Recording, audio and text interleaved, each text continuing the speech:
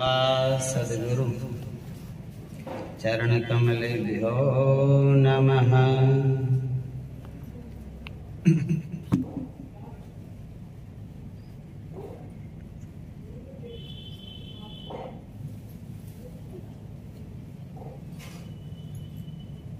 सभी पुराणों के अनुसार भगवान ने अपनी योग माया को आदेश दिया कि हिरण्यकशिपु के पुत्र कालनेमि के रसातलवासी 6 पुत्रों को एक एक करके देवकी के उदर में रख दो।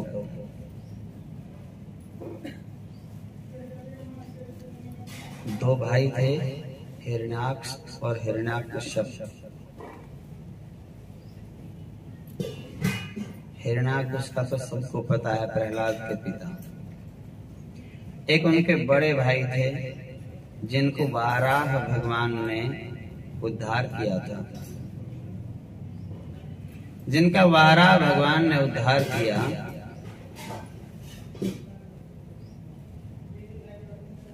उनका नाम है हिरण्याक्ष। उनके बेटे का नाम है कालनेमि। और आगे कालनेमि के 6 पुत्र हुए। वो 6 पुत्र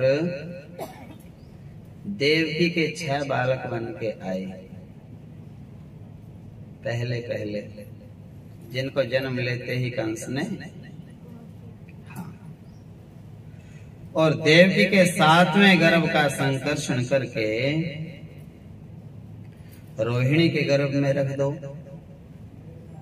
किसको बोला? योग माया को भगवान कृष्ण ने। 7वां जो 6 गर्भ तो देवकी के कौन थे? कालनेमि के पुत्र। 7वां गर्भ बलराम जी। उनको तो समय पूरा होने से पहले ही देवकी के गर्भ से निकाल करके यशोदा मैया के गर्भ में स्थापित कर देना। तो फिर यहीं आजा, हवा कर दे। हाँ, पंखा ले लो।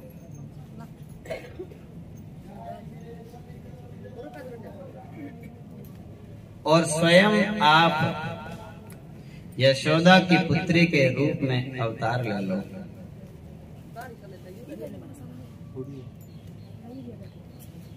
दूसरी बात सुनो, ये नहीं वो भगवान श्री हरि श्री कृष्ण ने सभी देवताओं और देवियों को नंद के ब्रज में अवतार लेने को कहा। यहाँ आ जाए, इधर पास में। इतनी बात सभी पुराणों में आई है। ब्रह्म वैवर्त पुराण और गर्ग संहिता के अनुसार अपनी प्रियतमा श्री राधा रानी जी को वृषभानु की पत्नी, जिसका देवलोक में नाम तो कलावती है और पृथ्वी लोक में नाम कीर्तिदा, उनके घर में अवतीर्ण होने के लिए कहा भगवान ने राधा रानी को। अन्य दूसरे पुराणों में राधा का जिक्र नहीं आया, क्योंकि उनमें कहीं भी श्री राधा के बारे में नहीं लिखा गया है। पद्म पुराण में श्री राधा जी का नाम और वर्णन आया है, परंतु इस प्रसंग में नहीं। तो किसमें आई राधा रानी की मुख्य कथाएं? ब्रह्म वैवर्त पुराण में। याद रखने की बातें हैं। कोई आपसे कह सकता है कि भागवत जी में तो राधा का नाम ही नहीं,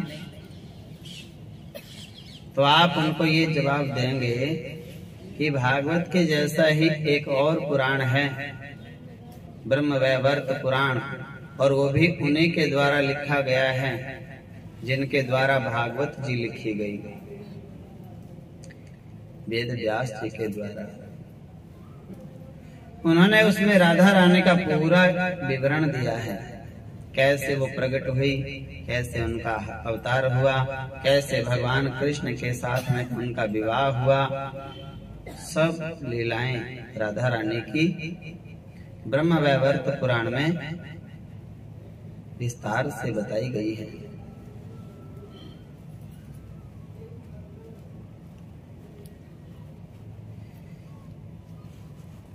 जो यहाँ मैंने अभी आपको बताए थे कि 6 पुत्र जो षडगर्भ के नाम से जाने जाते थे, वे वास्तव में कालनेमी दैत्य के पुत्र थे। कालनेमी हिरण्यकश्यप का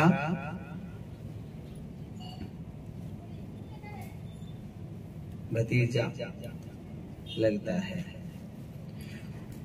वही कालनेमी दूसरे जन्म में कंस बनकर के पैदा हुआ और उसने अपने ही उन पुत्रों को मार डाला।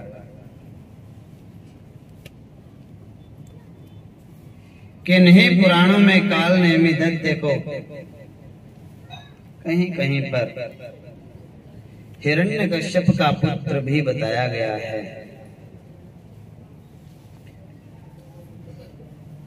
राजा परीक्षित ने पूछा कि हे गुरुदेव, जब भगवान श्री कृष्ण ने अपनी प्रियतमा श्री राधा जी को नंद के ब्रज में अवतार लेने को कहा, तो राधा जी ने कृष्ण को क्या जवाब दिया? सुखदेव जी ने कहा, राजन, श्री राधा जी श्री श्याम सुंदर के वक्ष स्थल में विराजमान रहती हैं। हृदय में भगवान श्री कृष्ण का नंद ब्रज में जाने का आदेश सुन करके उनको कृष्ण से वियोग की बड़ी चिंता हुई। तो ब्रजेश्वरी राधा ने भगवान श्री कृष्ण से कहा कि हे नाथ, मैं कुछ कहना चाहती हूँ, बहुत ध्यान से सुनो। कुछ माताएं तो गर्मी के साथ बातचीत कर रही हैं, ऐसे नहीं, बहुत धीरे धीरे एक बात को 4-4 बार बोल करके क्यों समझा रहा हूं, ताकि आपके समझ में आ जाए और आप कहीं और खोए हुए हो इधर उधर देखने में। मुझे अकेले को पाठ करना हो तो मैं एकांती भगवान के हृदय में वास करती हैं गोलोक धाम में, और भगवान कहने लगे तुम जाओ पृथ्वी पर अवतार ले।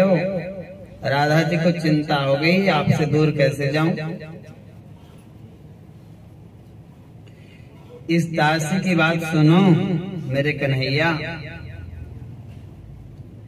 मेरे प्राण तो चिंता में जलने लग गए, चित्त चंचल हो रहा है। तुम्हारी ओर देखते समय मैं पल भर के लिए यदि आंखें भी बंद करने का प्रयास करूं, पलक झपकती हैं, उतनी देर में भी मेरा मन बेचैन हो जाता है। असमर्थ हूं मैं, आपको देखे बिना रह सकती नहीं। फिर प्राणनाथ, तुम्हारे बिना पृथ्वी लोक में अकेली कैसे जाऊंगी। हे प्राणेश्वर, जीवन बंधो, सच बताओ, वहां गोकुल में कितने काल के बाद तुम्हारे साथ निश्चित मेरा मिलन होगा। तुम्हें देखे बिना एक पलक झपकने में जितना समय लगता है, एक निमेष, इतना समय भी मेरे लिए 100 युगों के समान प्रतीत होगा। वहां मैं किसको देखूंगी, कहां जाऊंगी, कौन मेरी रक्षा करेगा? प्राणेश, तुम्हारे सिवा पिता, माता, भाई, बंधु, बहन अथवा पुत्र या किसी और का मैं क्षण भर भी चिंतन नहीं करती हूँ। हे मायापति, यदि तुम भूतल पर मुझे भेजकर और मुझको भी माया से ढकना चाहते हो, माया का पर्दा मेरी बुद्धि पर भी डालना चाहते हो जैसे सब जीवों के पड़ा हुआ है, मुझे भी संसार का थोड़ा सा महल मकान देकर के उसमें ही पागल करना चाहते हो कि बस मेरे जैसा तो कोई नहीं, अब भगवान की जरूरत नहीं, बेटे हो गए, घर हो गया, गाड़ी हो गई, नौकरी हो गई, अब क्या लेना है भगवान से। यदि आप ऐसा करना चाहते हो तो मेरे सामने अभी सच्ची प्रतिज्ञा करो। मधुसूदन, मेरा मन रूप भंवरा तुम्हारे मकरंद युक्त चरणारविंद में ही नित्य निरंतर भ्रमण करता रहे। मेरा मन आपके चरणों में लगा रहे। जहां जहां जिस जिस योनि में मेरा जन्म हो, वहां वहां तुम मुझे अपना स्मरण दिलाते रहोगे और अपनी दासी बना के रखोगे। ऐसी प्रतिज्ञा करो पहले, तब मैं जाऊंगी अवतार लेने। मैं भूतल पर कभी भी इस बात को ना भूलूं कि भगवान कृष्ण एकमात्र मेरे प्रियतम हैं। मैं तुम्हारी एकमात्र प्रेयसी राधिका हूं। हम दोनों का प्रेम सौभाग्य सनातन शाश्वत है। ऐसी आप प्रतिज्ञा करो। प्रभु, ये उत्तम वर मुझे अवश्य दो। जैसे शरीर छाया के साथ, शरीर के साथ छाया, या प्राण जैसे शरीर के साथ रहते हैं, उसी प्रकार हम दोनों का जन्म एवं जीवन एक दूसरे के साथ साथ ही बीते। हे विभो, ये श्रेष्ठ वर मुझे अवश्य दो। भगवान, पृथ्वी पर पहुंचकर भी कहीं हम दोनों का पल भर के लिए भी वियोग न हो, यह वर मुझे दो। हे हरि, मेरे प्राणों से ही तुम्हारा शरीर निर्मित हुआ है। मेरे प्राण तुम्हारे श्री अंगों से विलग नहीं हैं। मेरी इस धारणा का कौन निवारण कर सकता है? मेरे शरीर से ही तुम्हारी मुरली बनी है और मेरे मन से ही तुम्हारे चरणों का निर्माण हुआ है। जैसे मैंने सोचे थे वैसे ही आपके चरण बन गए। मतलब क्या है इन बातों का? इनका मतलब है कन्हैया, तुम्हारी मुरली को मैं अपना शरीर मानती हूँ और मेरा मन तुम्हारे चरणों से कभी अलग होता ही नहीं। संसार में कितने ही ऐसे स्त्री पुरुष हैं जो सामने बैठकर तो एक दूसरे की बड़ाई करते हैं परंतु अपने प्रियतम में निरंतर आसक्त रहने वाली मुझ जैसी प्रेयसी कहीं भी नहीं है। सामने सामने तो सब याद करते हैं, बड़ाई करते हैं, और बाद में तो सब अपने अपने काम धंधों में मगन हो जाते हैं। लेकिन मैं राधा रानी ऐसी हूँ और कुछ काम करती ही नहीं। काम ही एक है, तेरे को याद करना, दूसरा काम नहीं है। तुम्हारे शरीर के आधे भाग से मेरा निर्माण किसने किया है? हम दोनों में भेद है ही नहीं। अतः मेरा मन निरंतर तुम्ही में लगा रहता है। मेरा आत्मा, मेरा मन, मेरे प्राण जिस तरह तुम में स्थापित हैं, उसी तरह तुम्हारा मन, तुम्हारे प्राण, तुम्हारी आत्मा मुझ में स्थापित है। अतः विरह के बाद कान में पड़ते ही आंखों का पलक गिरना बंद हो गया। हम दोनों आत्माओं के मन, प्राण निरंतर दग्ध हो रहे हैं। ये किसमें लिखा है? ब्रह्म वैवर्त पुराण में। भगवान श्री कृष्ण ने कहा, देवी,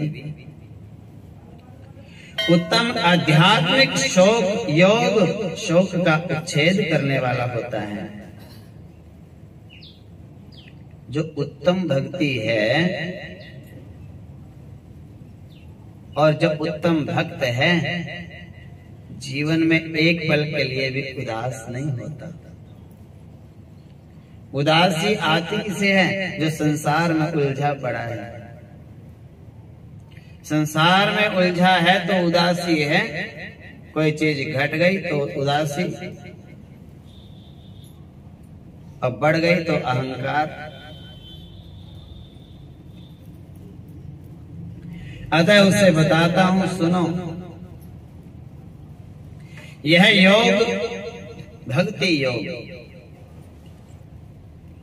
योग इंद्रों के लिए भी दुर्लभ है।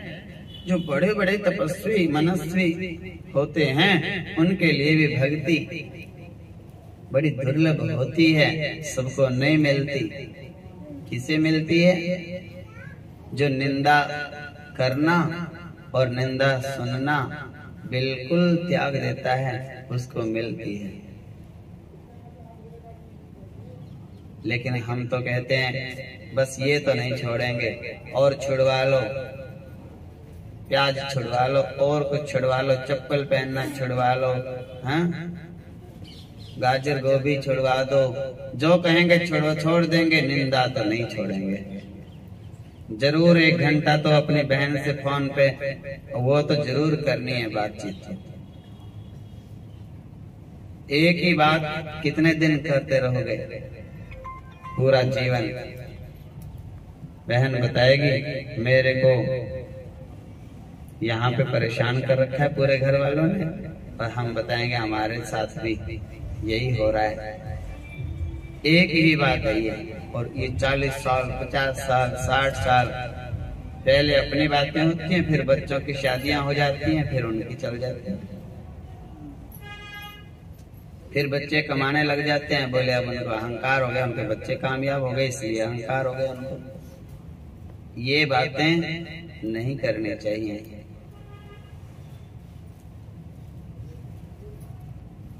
सांसारिक बातों से ऊंचा उठना चाहिए।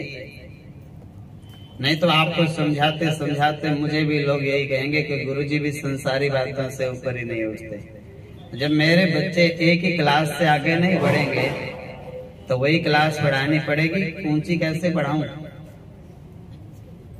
कथा सुनने वालों को लगेगा ये रोज एक ही बात बताते रहते हैं। तो एक पाठ को जब क्लियर नहीं करोगे तो तब तक तो वही बात समझानी पड़ेगी। और बात इतनी सी है कि निंदा करनी ही नहीं और ना सुननी, और सच्ची भी हो तो भी नहीं करनी। कोई कोई माता ऐसे बोलती है सच्ची बात तो कहनी पड़ेगी। क्यों कहनी पड़ेगी? भगवान का नाम लेना पड़ेगा ऐसा बोलो, भगवान का जप तो करना ही पड़ेगा गुरु जी। हाँ, और काम करें ना करें ये तो करना ही पड़ेगा, क्योंकि जन्म इसके लिए मिला है। ऐसा बोलो कि देखो निंदा चुगली तो छोड़नी ही पड़ेगी अगर भक्ति करना चाहते हो तो। क्रोध को कम करना पड़ेगा, सहनशीलता बढ़ानी पड़ेगी। अपने घर के लोगों में जो दोष दिखते हैं उन दोषों को उत्तम विचारों के द्वारा क्षमा कर देना पड़ेगा। सबके दोष क्षमा कर दो। भगवान के आप कुछ ना कुछ लगते हो कि नहीं? लगते हैं क्या बालक? तो भगवान में जो गुण हैं वो भगवान के बालकों में भी आने चाहिए, ज्यादा नहीं तो कम। तो भगवान में क्या गुण है? भगवान में एक गुण ये है कि सबके दोष पापों को माफ करता रहता है। तो हम उनके बालक है तो हमारे अंदर भी ये बातें आनी चाहिए। अपने घर के लोगों के, आस पड़ोस के लोगों के, अपने सर्कल के लोगों की गलतियां रोज ही माफ कर दिया करो। जाओ भैया कोई बात नहीं। और माफ नहीं कर सकते तो दूसरा तरीका ये है, मन मन में सोच लो इसका कर्म का फल इसे मिलेगा, हमें अपने कर्म सही करना है, इतना कर लो।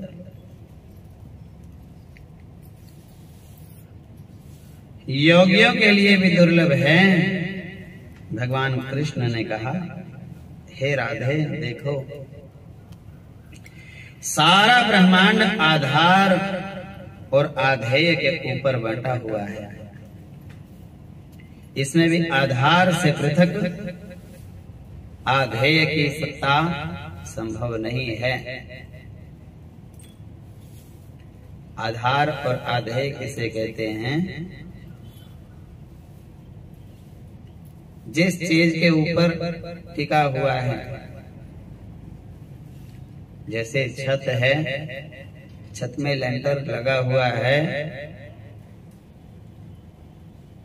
बाहर से दिखने में तो ऐसा लगेगा कि दीवारों पे टिका हुआ है, लेकिन नहीं, असल में तो वो सरिया है जो उसके अंदर, वो सरिया दिखता नहीं और उसी की वजह से वो टिका हुआ है। दीवारों की आवश्यकता भी नहीं पड़ती, पिलर लगा के अकेला पिलरों पे भी टिक सकता है, पिलरों में भी सरिया है और ऊपर लेंटर लग गया। वो आधार क्या है? जो उसमें लोहा है, सरिया है, वो आधार है। और जो पूरी छत है उससे पकड़ी गई है सरिये के द्वारा, वो आधेय है। उसी प्रकार से ये शरीर है हमारा, इसका आधार क्या है? इसके अंदर आत्मा। आत्मा निकल जाएगी, धड़ाम से गिर पड़ेगा, फिर नहीं सुनता इसको, फिर नहीं बोल सकता, फिर नहीं खुशबू दुर्गंधी सुगंधी कुछ नहीं आएगी। नाक तो ऐसी की ऐसी रहेगी, तो खुशबू बदबू कुछ नहीं आ रही। अब जिसको खुशबू आ रही थी वो तो निकल गया। जो अंदर बैठ के देख रहा था आंखों में से, वो तो गाड़ी से नीचे उतर गया। अब आंखें तो हैं और आंखें सही हैं, दूसरे आदमी के काम में आ सकती हैं। दूसरे को दान कर दो, उसमें से निकाल के दूसरे को दिख जाएगा। देखने वाला वो अंदर होना चाहिए। कौन? आत्मा, भगवान का अंश। जीव अविनाशी, वो है आधार, और शरीर है आधेय। आधार के ऊपर जो रखा होता है, टिका होता है, वो आधेय बोलते हैं उसे। ऐसे ही ये प्रकृति, पेड़ पौधे, ये सब अपने ऊपर नहीं खड़े, दिख रहे हैं खाली। खड़े कैसे हैं? इन सब में परमात्मा है, वो इनको फल दे रहा है, फल फूल सब कुछ, इनको पालन पोषण कर रहा है, अंदर बैठा है वो इनमें। ये फलते हैं, फूलते हैं, बड़े होते हैं, हरे भरे होते हैं, प्रसन्न रहते हैं। तो क्यों? क्योंकि इनमें भगवान कण कण में बसा हुआ है। हमारी गलती क्या है? हमारी गलती ये है कि हम ऊपर ऊपर के पेड़ को देखते हैं और कहते हैं पेड़ है बस। ऊपर ऊपर के माताओं बहनों को देखते हैं और कहते हैं ये तो वो है। अंदर वाले भगवान को नहीं देखते जो इन सब में बैठा हुआ है। अगर अंदर वाले को देख के और हम कहें प्रणाम करो सिया राम में सब जग जानी, करो प्रणाम जोर जुग पानी। सब में भगवान देखो, प्रहलाद वाली नजर हमारी होनी चाहिए। जैसे प्रहलाद को सब में भगवान दिख रहे थे, ऐसे हमें भी भगवान दिखने चाहिए। यही कथा का फल है सुनने का। अब ये फल तो तुम लेते नहीं और कथा कथा सुनते हो, तो कथा का फल भी तो लिया करो। और फल ये है कि सब में भगवान देखना शुरू करो। ये कथा सुनने का फल है। कोई बच्चा पढ़ता ही रहे और डिग्री लेवे ही नहीं। भैया जब तुमने मेहनत करी है तो डिग्री भी ले अपनी। पास होने की वो मार्क लिस्ट है, सनद है, वो तो ले लो, सर्टिफिकेट। सर्टिफिकेट यही है कथा का कि सब में भगवान देखो। सब में भगवान नहीं देखना शुरू करोगे तो कथा सुनने का पूरा फल नहीं मिला आपको। बोले जी कैसे करें? ये सामने वाले भगवान जैसे काम तो करते नहीं, काम तो करते हैं ये शैतानों के जैसे। आप कहते हैं इनको भगवान मानो। ऐसी ऐसी किसी किसी की बुद्धि होती है। तो इसमें समझने वाली बात यह है कि आप ये सोचो कि जो करता है भगवान ही करता है और अच्छे के लिए ही करता है। चलो आप पूरा दिन नहीं मान सकते किसी को भगवान 24 घंटे, अभी आदत नहीं है आपको भगवान मानने की, क्योंकि जन्म से तो आपने माना नहीं। अब एकदम मन इतना मानता नहीं, तो तरीका बताता हूं। 24 घंटे में 10 मिनट के लिए भगवान मान लो सबको। कोई काम 10 मिनट तो हम कर ही सकते हैं, 24 घंटे नहीं कर सकते आप। तो 10 मिनट के लिए एक बार विजय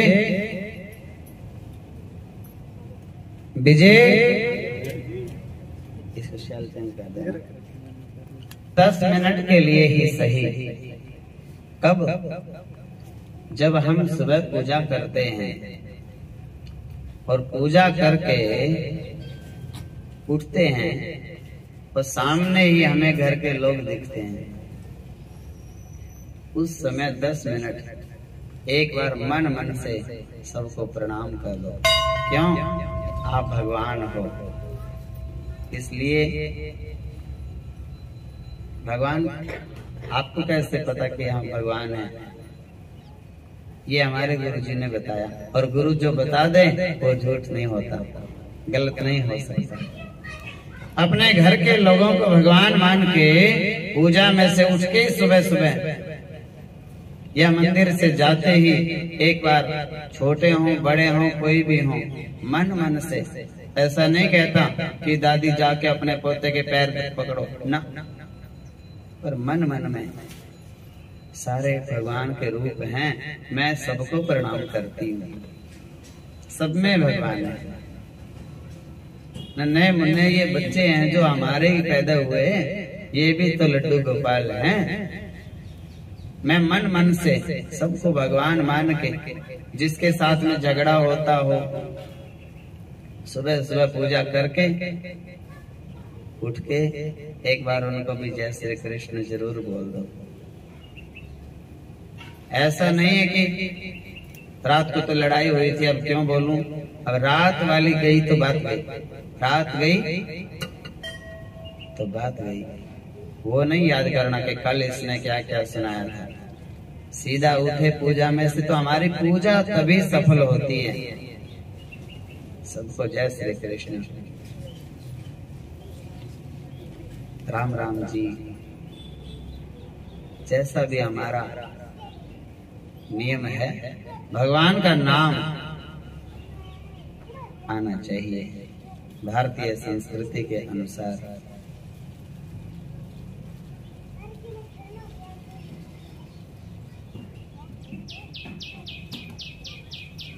तो क्या बताया, आधार और आधेय के रूप में पूरी सृष्टि विभक्त है।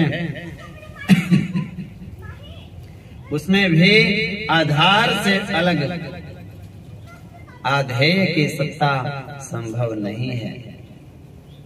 भगवान निकल गया अंदर से इन पेड़ पौधों में से, तो इनका तो कुछ नहीं है, ये रह नहीं सकते उसके बिना। ये संभव ही नहीं है कि आत्मा के बिना और शरीर खड़ा रहे, असंभव है।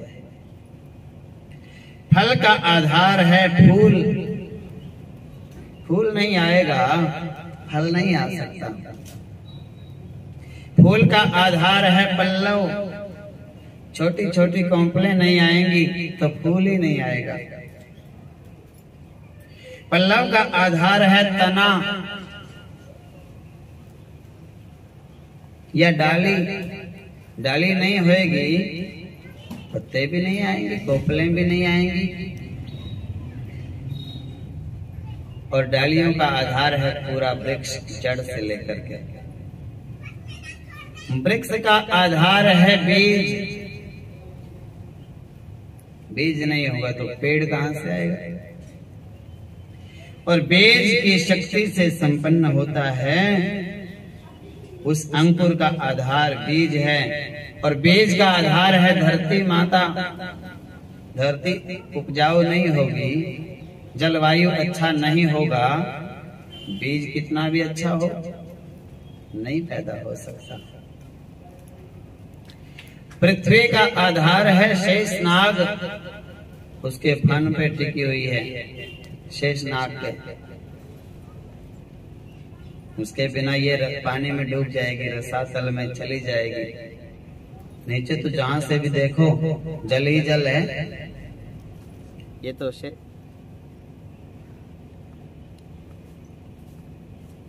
शेषनाग, शेषनाग के आधार हैं कच्छप।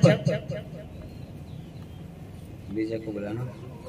धरती के नीचे हैं, धरती का आधार है, उनके ऊपर टिकी हुई हैं। और शेषनाग के आधार हैं कच्छप भगवान। कच्छप अवतार लिया था ना भगवान जी ने कछुए का, तो शेषनाग उनके ऊपर। और कच्छप का आधार है वायु। ताकत जो हमारे अंदर होती है, तो हमारे अंदर ताकत होती है प्राण वायु की। जिसको सांस नहीं चढ़ता वो वजन उठा सकता है, जिसको सांस का रोग है वो तो सिर पे रखते ही बस सांस चढ़ जाएगी उसको। तो वायु का आधार भगवान कहते हैं, वायु का आधार हूं मैं। बाहर जा, वहां बैठ एक साइड में, और बोलना नहीं। तो क्या बताया, वायु का आधार हूं मैं, मेरी आधार स्वरूपा, और मेरा आधार राधा रानी आप हो। इसने कहा भगवान ने, क्योंकि मैं सदा तुम में स्थित रहता हूं। तुम शक्तियों का समूह और मूल प्रकृति ईश्वरी हो। शरीर रूपिणी तथा त्रिगुणाधार स्वरूपिणी भी तुम ही हो। तुम्हारा आत्मा मैं निरीह हूँ। तुम्हारा संयोग प्राप्त करके मैं चेष्टावान होता हूँ। शरीर के बिना आत्मा कहाँ? देवी, शरीर और आत्मा दोनों की प्रधानता है। बिना दोनों के संसार कैसे चल सकता है? राधे, हम दोनों में कहीं भेद नहीं है। जहां आत्मा है वहीं शरीर है। वे दोनों एक दूसरे से अलग नहीं हैं। जैसे दूध में सफेदी, अग्नि में जलाने की शक्ति, धरती माता में गंध, जल में शीतलता, उसी तरह तुम में मैं रहता हूँ। धवलता और दुग्ध में दाहिका शक्ति और अग्नि में, पृथ्वी और गंध में, जल और शीतलता में जैसे एकता है, ऐक्य भेद नहीं है, उसी तरह हम दोनों में भेद नहीं है।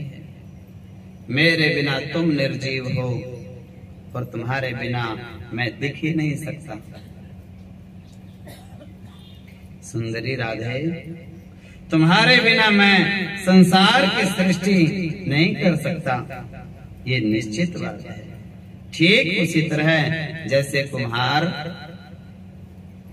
मिट्टी के बिना घड़ा बना ही नहीं सकता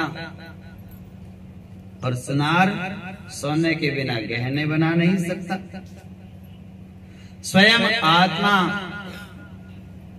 जैसे नित्य है उसी प्रकार साक्षात प्रकृति स्वरूपा तुम भी नित्य हो। तुम में संपूर्ण शक्तियों का समाहार संचित है। तुम सबकी आधारभूता और सनातनी हो। ऐसा ब्रह्म वैवर्त पुराण में लिखा हुआ है।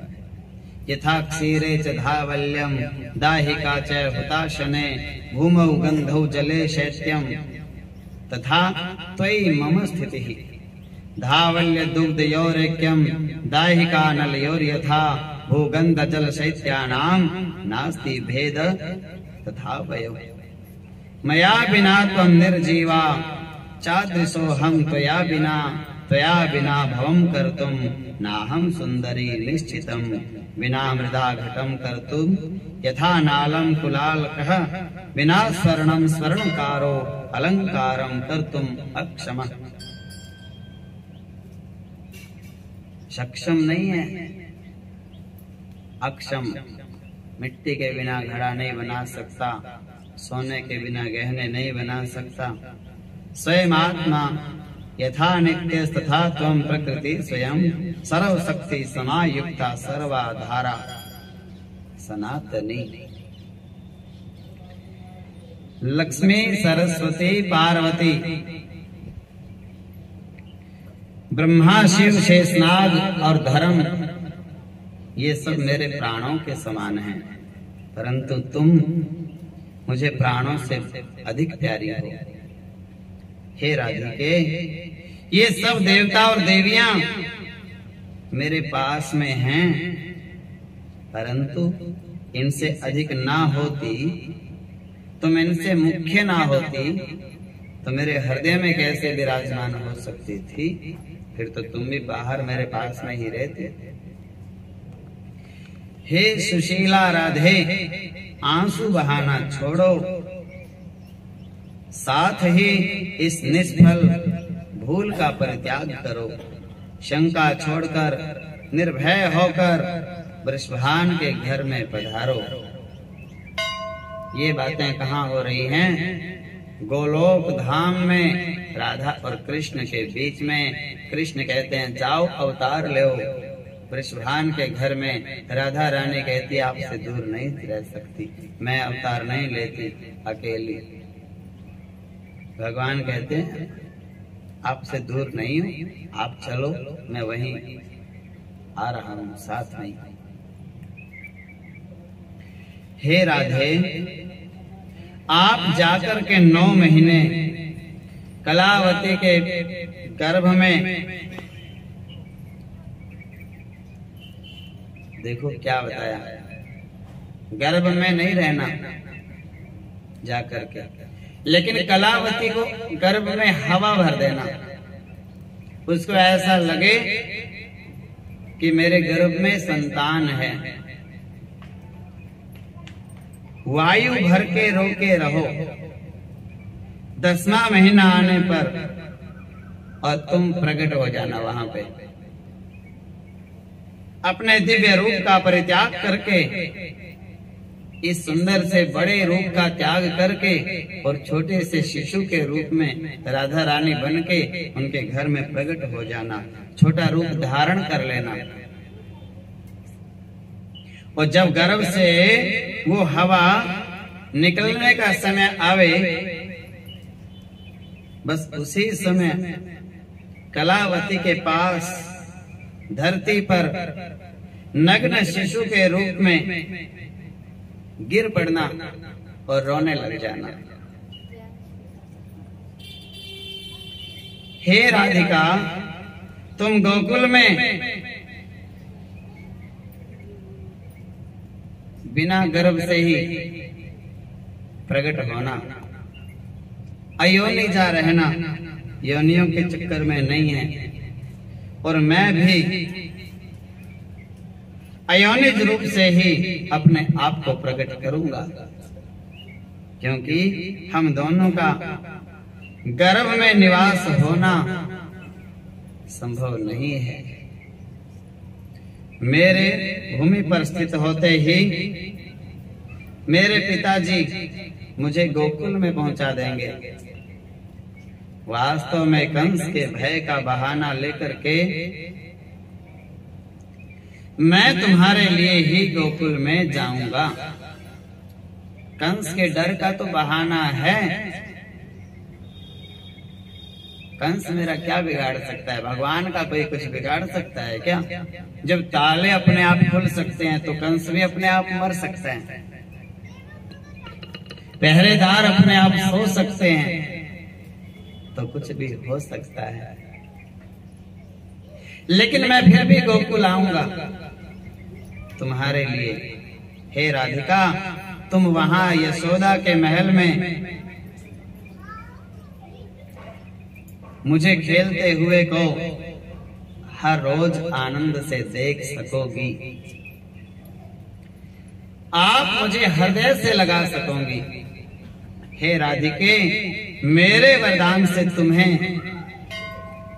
हर पल मेरी याद बनी रहेगी। मुझे एक पल के लिए भी आप भूलोगी नहीं।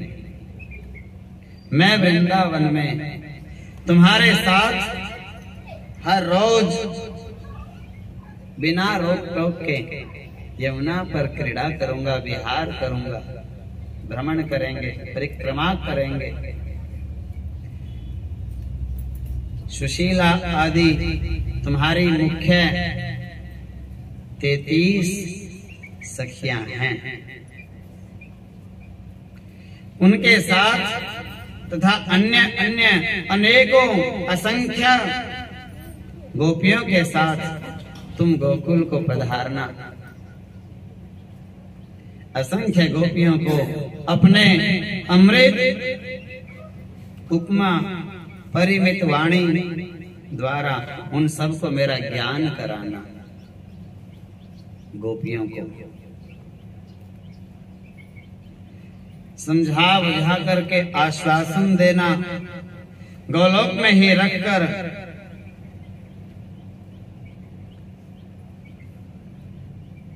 कुछ गोपियां जो गोलोक में हैं, उनको गोलोक में ही छोड़ के जाना। हे राधिके, मैं भी इन असंख्य गोपियों को गोलोक धाम में छोड़ करके और पीछे से वसुदेव के निवास स्थान मथुरापुरी में पदार्पण करूंगा। मेरे प्रिय से प्रिय गोप बहुत बड़ी संख्या में मेरे साथ खेलने के लिए, लीलाएं करने के लिए ब्रज में चलेंगे और गोप वालों के घर में जन्म लेंगे। ऐसी वार्तालाप राधा की और कृष्ण की हो रही है। ब्रह्मा, शिव, धर्म आदि देवता और देवियों ने गोपों और गोपियों के साथ बड़ी प्रसन्नता के साथ परात्पर से कृष्ण की स्तुति की, उनके चरणों में मस्तक झुकाया। उस समय श्री राधा के नेत्रों में आंसू भरे हुए थे, अत्यंत दीन और भय से व्याकुल दिखाई देती थीं। उन्हें इस अवस्था में देख श्री भगवान कृष्ण ने उनको सांत्वना देते हुए एक सत्य बात कही। कृष्ण बोले, हे प्राणों से भी प्यारी, धीरज रखो, भय को त्याग दो। जैसी तुम हो वैसा ही मैं हूँ। मेरे रहते तुम्हें क्या चिंता है? श्री दामा के साथ को तो सच्चा करना है। इसलिए बाहर के दिखावे में कुछ समय के लिए दुनिया वालों का ऐसा लगेगा कि राधा और कृष्ण बिछुड़ गए। मेरे साथ तुम्हारा वियोग दुनिया को दिखाने के लिए तो रहेगा।